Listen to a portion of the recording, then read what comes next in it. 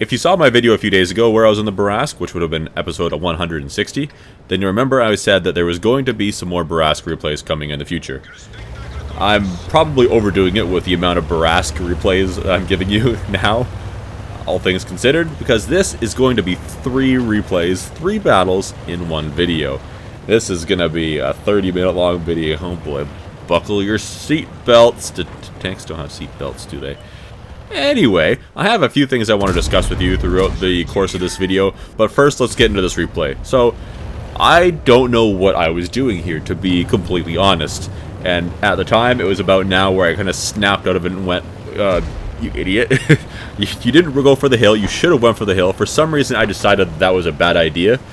I was probably too worried that those heavy tanks or someone down there was going to shoot me when I was getting up there, but honestly, that's probably a risk that I should have taken, even if it looked like it was going to be not the greatest decision, as long as I wasn't just blatantly throwing my tank away. So now I'm going to move to this position here, which is my favorite in pretty much every medium tank. I normally go here right off the beginning when I'm on this side of the map. Why? Well, you'll be able to see a little bit of why that is exactly, and I can usually make this position work for me pretty well. And I find that people that are over here, like I'm aiming at right now, don't really pay that much attention to what I'm doing over there. They're more looking at my heavy allies in front of me there. For some reason, everybody forgets about this flank. So I'm going to, as you saw me do there, poke forward, try to only expose myself to the one vehicle I'm shooting at, and then not poke out again until I'm A, unspotted, and B, hopefully have none of them looking at me. And because my allies are, fighting these guys actively as well, I am able to use their spotting to see pretty much all the tanks that are over there most of the time. And that really helps me not get shot. I'd like to avoid getting shot in the Bourrasque, given that it doesn't have very many hit points, especially compared to most heavy tanks. So this position is probably my favorite place to get into when I'm in a medium tank on this map. So if I'm on the other side of this map, then I don't really know what to do with myself very much, and usually I just end up rushing the hill, and no matter what, just going for it. I'm going to be fighting this AT-15 head-on now. This is going to be a very tricky fight.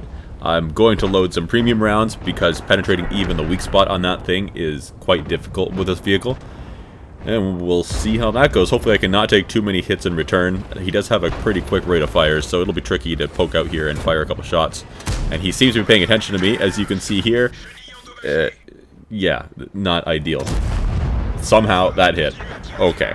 So when I'm on this map, regardless of which flank I'm on, I absolutely hate going to the west flank over there. I don't know what it is about going to those islands or whatever you want to call it over there. I just don't like it. Well, actually, I kind of do know what it is.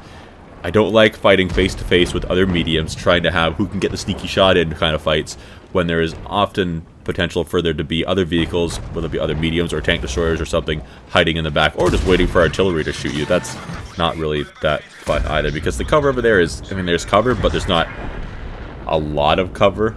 I feel safer where I am right now than when I am out over there. I can't remember the last time I went out onto the west flank in any vehicle, in any battle, to be completely honest.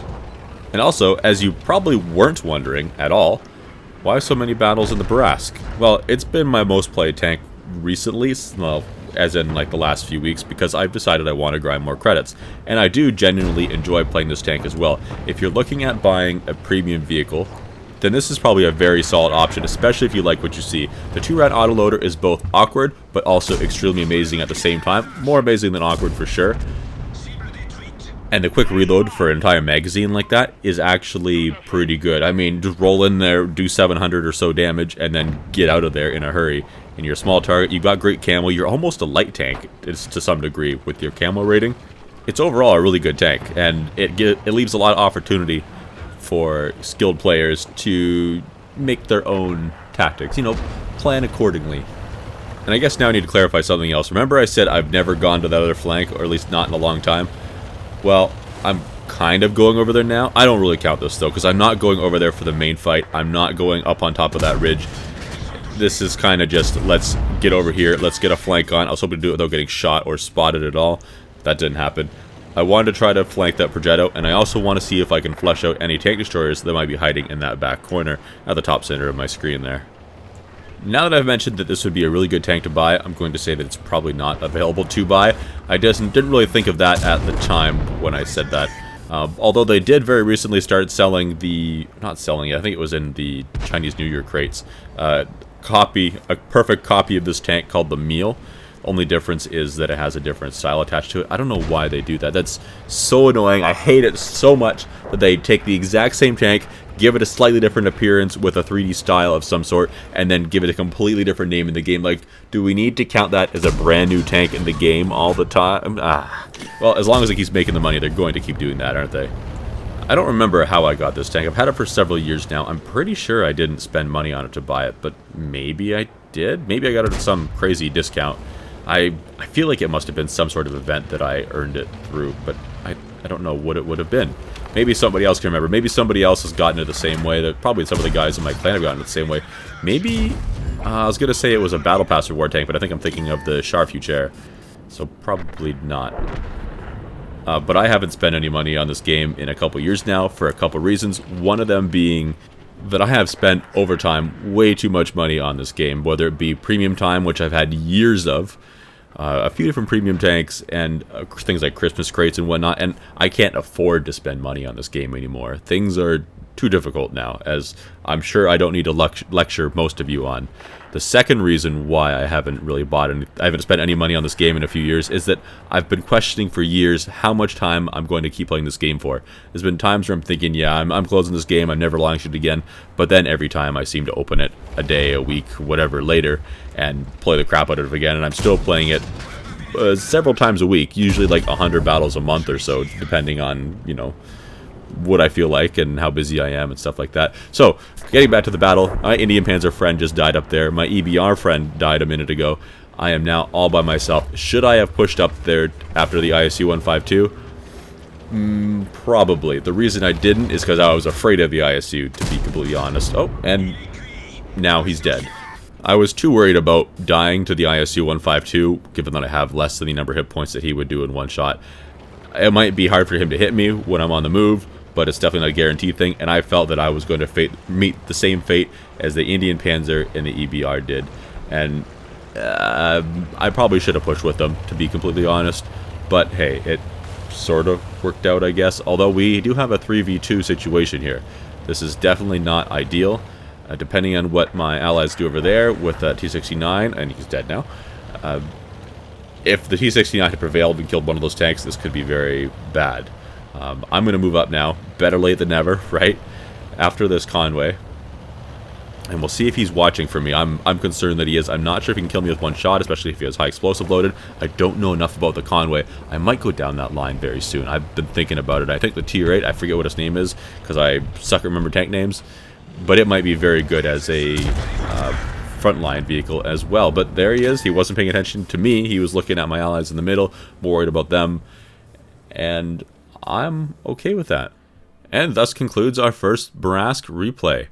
Now, 3,700 damage done this match. That's not too bad. That's about what I would expect to achieve on a decent match in this vehicle. I would like to get more for it to be an exceptional match, but hey, I will take that any day. And to be completely honest, I don't think I deserve to do any more than that. I was way too cautious, and I played at my team's expense that time around. I let them do the spotting, I let them take the risk, and I didn't really help them when I probably should have. So, hey, if 3,700 is what I get, that's you know, more than enough. So now, let's see what's going on in the second replay here. We are going up to the hill. I always like to go up to the hill in mediums, almost every single time. I don't like going off to the middle or trying to go right where it is being blinked on the mini-map there. Getting up on top of that aircraft carrier that's buried in the ice there, I find to be too risky. And to lose a whole bunch of hit points at the beginning of a game for what might not even become that big of a tactical advantage, usually it is, but not always, is not really worth it, in my opinion. It just puts such a buffer, is that the right word? Whatever, on the rest of your game. And I feel like I'm playing at a disadvantage with half the amount of hit points if I lose a whole bunch. So I've moved up to this position now, and I've realized that I don't really have any allies helping me out. All of my support is still back behind me. I'm not sure if they're actually going to come up here or not, or if they're just being a little slow with it, which looks like they're just being slow with it. So I'm going to stop here, see if I can get some snipes going on, peek around this corner. Hopefully I can get some shots on whatever pokes around that corner, at least one, and then back out of there before I get shot at in return. So I'm going to try to be a little bit patient. I'm going to let the CS-52 go up on his own. Get some quick shots down there. The second shot must have just barely nicked a weird angle or his track or something like that and didn't do any damage, unfortunately. But I knew when I pulled that trigger that it was a very questionable shot, but hey, it was looking like it was going to be that or literally nothing. Our CS-52, he is going. He is almost at the enemy's base already. That's quite aggressive considering he's all alone. So I'm going to try to get up here and see if I can take advantage of that spotting and maybe get some damage in. And hey there, you didn't get lucky that time, bud. Now I'm going to move myself up to this position, which will probably look very, very, very familiar from a couple videos ago. Don't worry, I'm not sitting here all the game. Psych, I almost kind of am. Oh, just when you were about to breathe that sigh of relief like, oh no, not another campy video. No, well, hold on, we're putting a twist on it. We're going to try something. I haven't tried doing what I'm doing here before.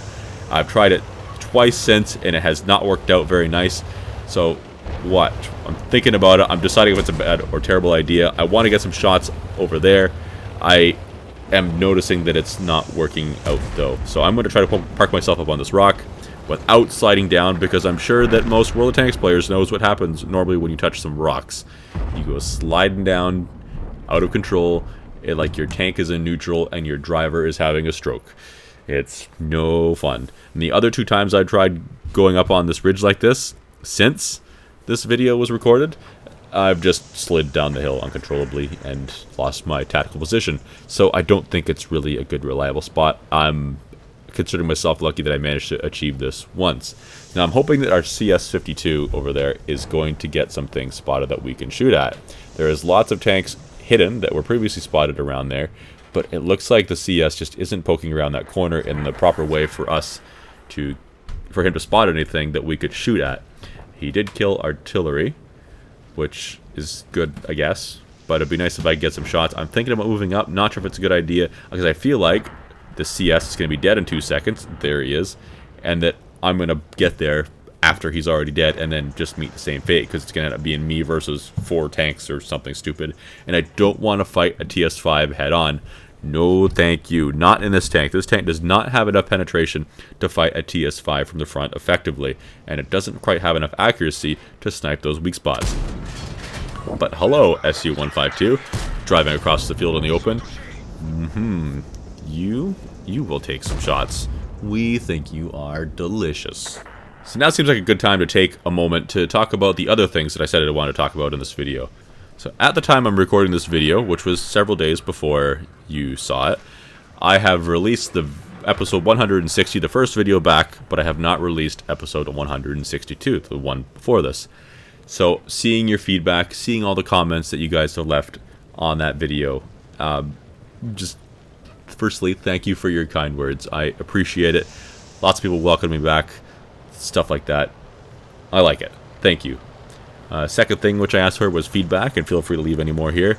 I asked in that video what you guys thought about this aspect ratio and this resolution. I know that it's hard for some people to see certain things, and that it is absolutely a little bit awkward with the whole ultra widescreen thing going on a display that isn't an ultra widescreen. I'll put the comment up on here, but somebody left a comment that goes by the name of Corgi Dad. For those of us poor folks with 1080p monitors, the widescreen is a bit off. I get it. Are you inferring that I'm one of the wealthy folks? I tell you that if that's the case, I wouldn't have made my last computer last, 10 years. I built that in 2013 or 2014. And this one took a long time to be able to put together financially. If I was one of those wealthy folks, that would not be the case, and I would already be looking at an upgrade with this being only a year old. And also, I've been trying to think of a joke with your name and the whole memory loss joke that you made there. I got nothing. I'm not hilarious enough for that, I suppose. And the Bourrasque with the maximum view range, that'd probably be a good idea. Although, given that I like to play this vehicle as more of a close quarters brawler, the maximum view range probably wouldn't benefit me as much as some of the other equipment would most of the time. That being said, these last couple of matches, I definitely think that they could have helped me, the maximum view range could have helped me out a little bit more. So maybe an alternative configuration would be a good idea. Let's get back to this battle now, because things are starting to pick up. So you may have saw there, if you could see it around that comment, when I left my favorite hiding spot ever, it seems, the TS5 got spotted coming this direction. So I'm wondering if he's going to be pushing this corner. And I'm thinking, how am I going to fight him frontally? So I'm going to, instead of making good decisions, make a bit of a misplay. I want to stay here. I want to support our G2. I'm worried that if he gets spotted from down below there, that he is going to be dead. The tank destroyers sitting in their base are going to kill him. So I'm going to try to support him for as long as I can, but I think that's a very bad idea. I should probably just accept that he is dead. And I'll show you exactly what my misplay is in a second. You'll probably see exactly what it is. I'm waiting very patiently for this TS5. I've loaded premium rounds. I'm hoping that I can put some shells into his lower plate. The rest of the weak spots on that tank are pretty small, being the commander's hatch. I'm probably going to have a hard time hurting those. Here he is, as expected.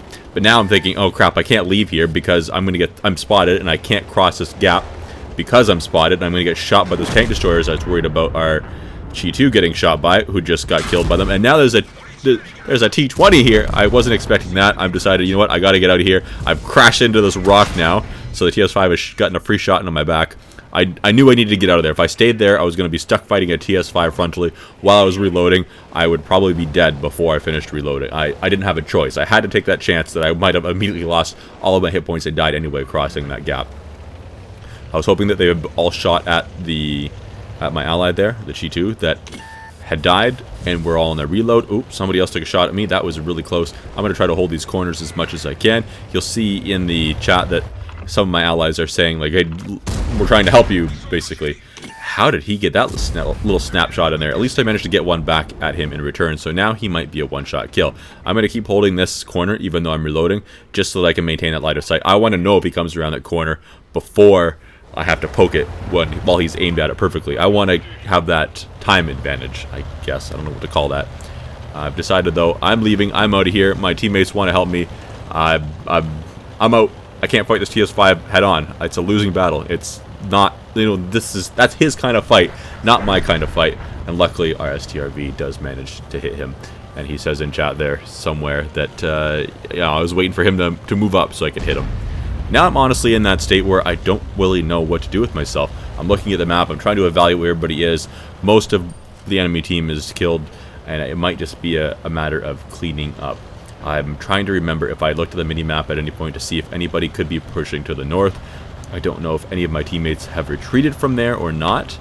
Again, a bit of a misplay for me, but I've decided that I'm going to push up here and see if I can see anything from going over top this ridge, and I might even go up on top of the aircraft carrier and see if I can spot any vehicles trying to be sneaky going around there.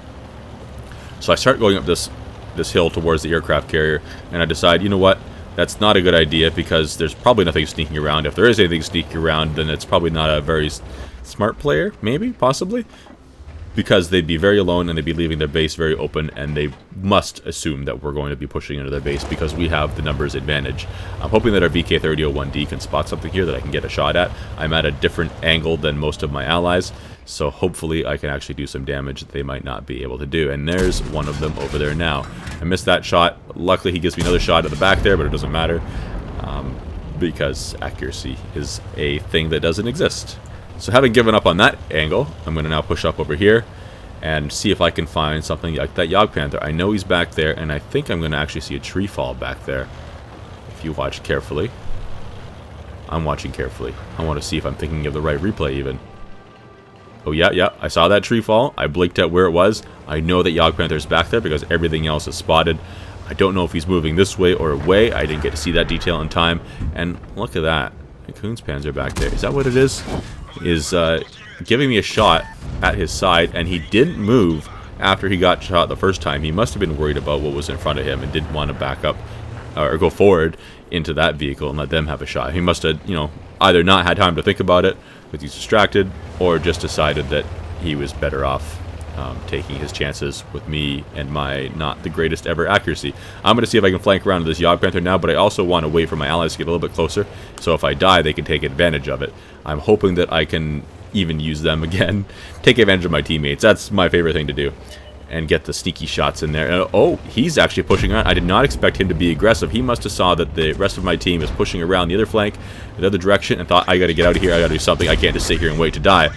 So I only managed to get one shot at him and get that kill, but that's that's alright, I suppose. So I did manage to pick up 4 kills in this match. Managed to get myself another about 3,500 damage, similar to the last battle, which, again, isn't too bad, but isn't super duper amazing. I'm still having a good time in this vehicle, even though I, once again, was not as aggressive as I probably should have been, and I probably missed out on several pretty good opportunities. Now for the third battle in this video. So there's 2 things that I like to do when I'm in a fast medium tank such as this on this map. The first thing is what you're going to see me do, so I'll save you the details. The other thing is to go off onto to my right on the west flank there and go right up to that windmill and be a little bit aggressive. But I find that most of the time I do that, I end up hiding behind the windmill for most of the battle, and not a whole lot actually happens. But this flank over here, this spot where I'm going to, I used to have a terrible time going to it all the time, and so I stopped going to it for probably a couple years. And recently I've seen a few other people make it work really well, and I think it was changed. Well, it's been a couple years on that change too, but it's been changed at one point, and that was probably more recently than my previous experiences with it. And this spot's been working out all right. I've found that I can use this solid cover on either side of the map, really, in the symbol location here, and stay hidden as much as I want to, and then use the camo of this Bourrasque in a lot of cases to stay hidden from certain vehicles that are really not that far away. This is, again, maybe when Corgi Dad's comment on having maximum view range might come in handy a little bit, but I don't know. I honestly don't remember what equipment I'm using on this thing. I set it up a long time ago and haven't really touched it since. Oh, there's my first victim, perhaps. Nope, no damage done. Try one more time. 414 damage. Roll a little high. 360 damage is the average roll on this vehicle. So 414 damage roll I will happily take. Especially since it's damage done to one of the most dangerous vehicles in this match. That vehicle, by the way, the WZ-111 GFT, that's a vehicle that I have recently acquired. Probably the most recent vehicle that I have researched. I haven't got the biggest gun on it yet, the 750 Alpha. I've just been playing with the I think it's 560 Alpha gun. That gun I have found both on it and on the Tier 8 to be exceptional guns. They perform very, very well, and I do enjoy having them. And because of that, I'm actually hesitant to upgrade to the 750 damage gun, but I think I'm going to anyway. The rest of that vehicle, the Tier 8 especially, has been incredibly terrible. The armor is not good enough. It's slow. It's a big target. Of course, it's a tank destroyer, so it has minimal hit points. It's something you need to keep hidden in, or at least not get really shot in. So aside from that gun being good, it is no bueno. And oh look, a TS5 again. I haven't had enough of those yet. I'm going to try to put some shots in. I ended up I think I intentionally tried to track him there, if I remember correctly. I didn't want him to be able to pursue me, and I knew that the chances of me penetrating him from the front, especially when I was aiming third person on the move, was minimal. So I thought, you know what, I'll track him. That way he can't pursue me if he decides that that's what he wants to do for some reason. And that way too, maybe, just maybe, one of my allies can get a shot at him while he's tracked there and get me some assistance damage, which didn't happen at all. But, you know, for being a split-second decision, I think it was all right. Just too bad it didn't work out. I'm seeing now this TS5, though, where he's sitting, I might be able to get a shot at him, and even if it's just the back little bit of him sticking out, I might be able to do that damage without getting spotted. But there's actually an Aston Rex that makes himself visible. I try to put a shot onto him instead. It bounces off of something somewhere, and the TS5 takes another hit anyway. So that worked out okay. At least one of those shells penetrated, and I took nothing in return. I am a little bit worried that artillery, I don't know where the enemy artillery is going to be able to loop a shot over top of this building I'm sitting beside, because it's not very much arty cover, and hit me. But I don't think that is something that I can afford to worry about too much. And there's that TS5 again. I want to get some shots into him. I didn't really aim that well. I pushed up a little bit farther, but I thought, judging by his silhouette, that he was going to be turning his tank towards me, trying to get a shot into him, and I didn't want that to happen. Again, as I think I've said or insinuated several times, I don't want to fight a TS5 head-on. That is his advantage right there. Now, once again, being the Bourrasque that has patience. I'm waiting for the right opportunity. I'm waiting for the enemy team to make a mistake. I don't want to poke out and try to get ahead of myself and end up getting shot 2 or 3 times for absolutely nothing. Now, after sitting here for about a minute and a half, doing absolutely nothing, being completely useless, and getting kind of impatient, I decide, you know what, I should go do something. So I drive that way, and then immediately turn around and go the other direction. Super effective. Great stats, or great tactics there. I'm an amazing player. I'm going to move up here. I'm going to sit in this bush and see if I can spot a heavy tank trying to take the flank around in the city or something like that. And something else that actually managed to get spotted instead here momentarily is the TS5 again. I cannot get away from this guy. He's been around this area the entire match, just like I have. I'm really hoping now that he's going to make a mistake and back up a little bit too far while he's fighting that T-44 and let me get a shot or two into his rear. That would be extra nice. I'm also thinking that if I sit here, I'm able to spot something that's moving in the back, such as that Crusader SP, which is an easy kill, right? Wrong. Very wrong. At least I'm not spotted for firing those shots, and at least I haven't missed an opportunity on the TS5 or really anything else. I'm looking down at those heavy tanks down there, see if I can get a shot between any of the buildings there and hit one of them by surprise, and just try to get a second perspective too on if any of them are going to push up on this side of the building. So there's our TS5 being spotted again. He must be getting spotted by the T-44, I guess. I don't think the Type-59 would be doing it. That is in that back corner of the map. He is being aggressive, by the way, and spotted a T-26 E4. Huh? Oh, there's the TS5. Where's the E4? He's down there. Okay, cool. And I didn't really aim that shot very well, but somehow it hit. The gun on this thing is so weird. It has terrible accuracy, yet somehow manages to hit shots like that all the time. The shots you think are going to hit miss, and the shots that you don't think are going to hit or don't aim at all are perfect. I'm feeling very alone over here now, by the way. Our Type-9 has gone all in. He has now died. The other side of the map where the city is getting overwhelmed. The T-54E1 is getting overwhelmed. I'm, again, feeling useless, like I should have been doing something that minute and a half that I was sitting there, or more, that I was sitting there doing nothing. And I'm hoping that I can use this bush again to spot something moving through. Oh, hello. And, well, nice try there. It's Type 61. Nice try, artillery. But I'm not going to let it be that easy on you. I'm going to reload here while I'm waiting to be unspotted. I think that Object 752 is going to be moving up on me, along with probably several others. There's artillery trying to hit me there, again, blind. So I'm going to get out of here. I'm going to fall back to a better position and try to get a better angle on things. And hopefully I can do that through the cover of the city and not be spotted doing so. But let's see if we can find another bush on our journey and get some shots in. And, ooh, this is a tricky shot. I feel like I need to take the chance, though. I have an orange. It might not penetrate. He actually moves as I fire, too. That's unlucky. Unfortunately, I didn't get that kill there, and I got spotted for it.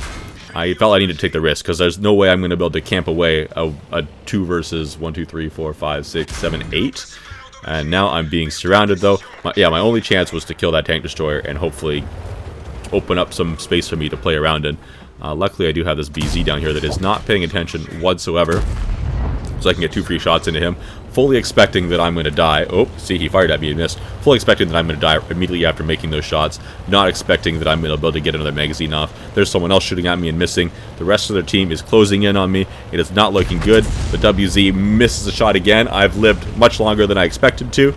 And now the WZ is coming in hot. We're going to dodge him, put some shots into his side, try to finish him off. We got him, and now we just accept death, I guess.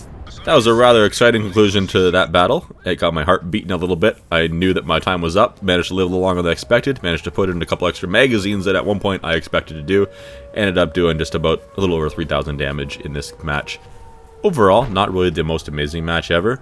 However, considering that all 3 of these matches were played consecutively, I think that that's overall a pretty good result. 3 matches in a row doing over 3,000 damage at tier 8 is not too bad at all. Anyways, guys, that's it for this video. Anyway, that's going to be it for this video. Finally! Once again, I'd be happy to hear your feedback for this video. Any constructive criticism is welcome. Leave it in the comments. I hope to see you guys in the next video. Have a good one.